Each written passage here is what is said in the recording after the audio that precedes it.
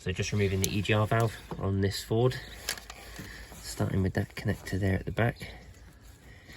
Do you know, actually I may do that last.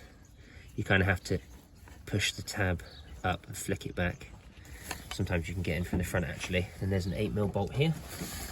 It just holds on a bracket, which we will have to swap over, and it holds on this little wiring loom clips into it. And then we've got 4 bolts, 2 on the top there, just here, and then here, and then there should be 2, one here and one on the other side. That one's missing, so somebody has been here before. This actuator's failed, so this is just the actuator for the EGR valve in here. This has basically just got some cogs on the inside, like this. So when the EGR valve moves, this little half moon shape runs up here. It's basically spun by this motor, and that changes the position of the valve itself, and the valve keyways into here so that it's always in the right position. So either it's got an internal failure in the mechanism up here somewhere, it's possible that the motor started to burn out and started to slip on the shaft, or some of these gear teeth might have broken. There's also a helper spring on the inside of that. Sometimes one of the ears on that spring breaks or slips or becomes dislodged in some way, shape or form. So regardless of what the exact failure is, hopefully we'll be able to see, but we need to replace this. Just gonna flip this up in here like that. Then we'll just try this since we've got it in our hand for the plug at the back. There we go. So you just wanna, you can just lift up the tab in here a little bit. You basically just push it up and then slide it back. Try not to pull on the wires though. Try to grab the connector here and pull the connector itself, not the wires. They're fairly strong though, mind you, as anybody that's ever removed a car engine will find out. Now just take off this little 8mm bracket down here.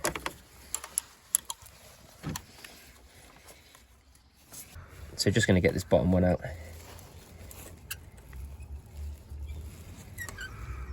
There we go. And I suspect if you're using sort of like more of an Allen key style tool like I am, I think this bolt at the front that's missing, I think you would actually have to remove that bracket to get to that bolt, which is maybe why it never went back in. Also, these just didn't feel tight enough. They broke loose way too easily for my liking. There we go. Bolt number 1. Then we've got the 2 at the top.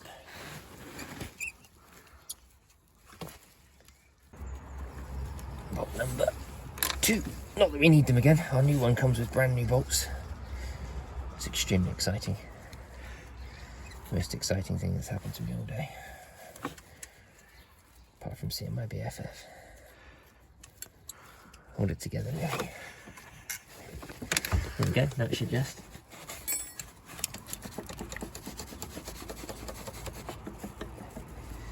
work free. Eventually. It is on a dowel, so that's sometimes what can take a bit of doing. Oh yeah, look at that, just coked up to the nines. So we'll have to give the other side a little bit of a clean, but yeah, that's what kills them. They just get coked up with goodness knows what, and then they just stop working properly. I mean, just with a gentle tap, see all the stuff go, oh no, it's gone inside the rip in my glove. But yeah, that is toast. Replace this gasket.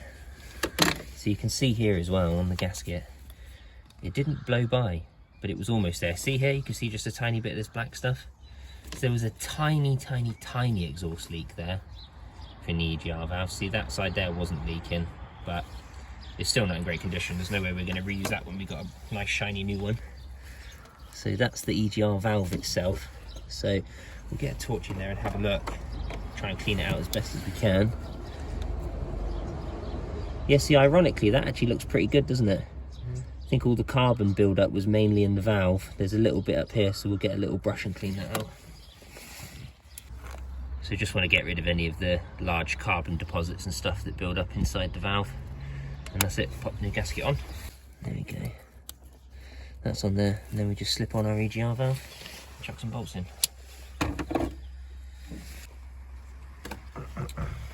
So make sure you put it on the right way. This little thing here goes into this bracket, and then obviously the dowels just line up with what's in the block.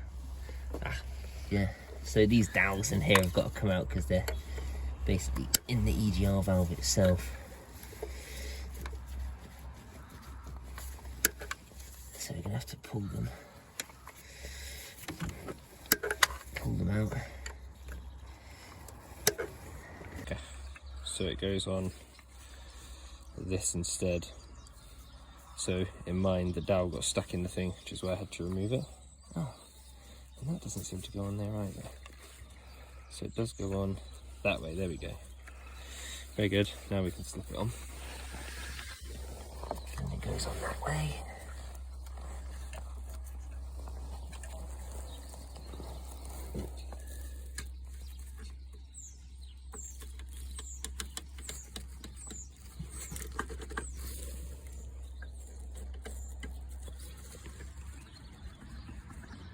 A little wiggle just to get those started. Just want to make sure that they're at least in the right position before we go and tighten it up. And now we can put all of our bolts in.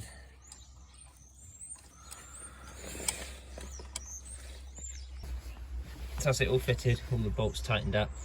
So now we'll just start it, see how it runs. It might run rough. Sometimes these do require an adaptation, so you have to plug in a diagnostic tool and you have to initialize the new EGR actuator to the vehicle so that it can learn the position of it. But we're just going to fire it up and see what happens.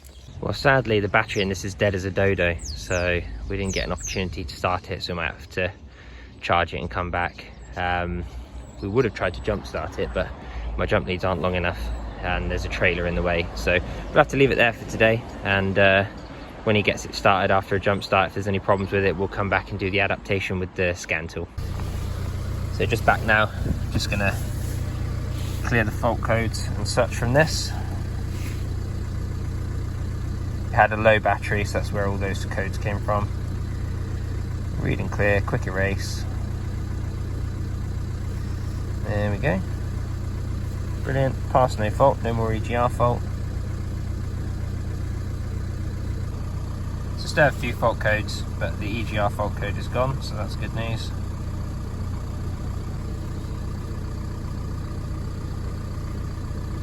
So we just want to go through the learning process for the EGR valve. Generic failure, do not retry.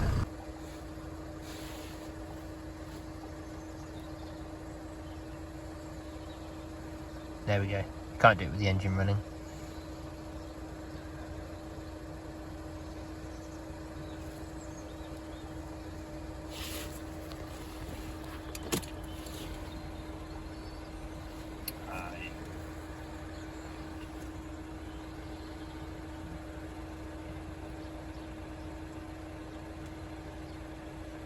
It's always good to reset this. I mean, you could hear it was running fine and there was no fault code, but this just helps it to figure out the exact position of everything, because it has a position sensor in it. Just helps that EGR valve to last longer and work better.